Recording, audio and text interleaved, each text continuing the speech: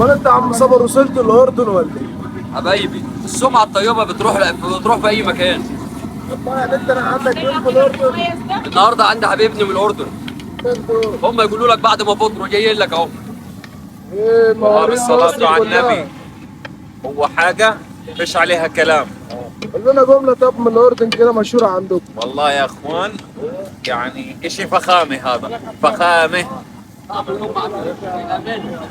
والله العظيم. يعني مش عارف كيف تحكوها بالمصري بس احنا بنحكيها فخم. فخمه. ايوه احنا بنقولوا بألف انا وشفا.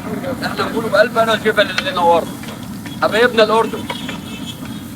جيت مخصوص من الاردن لكرداس عشان اكل من عند عم صابر.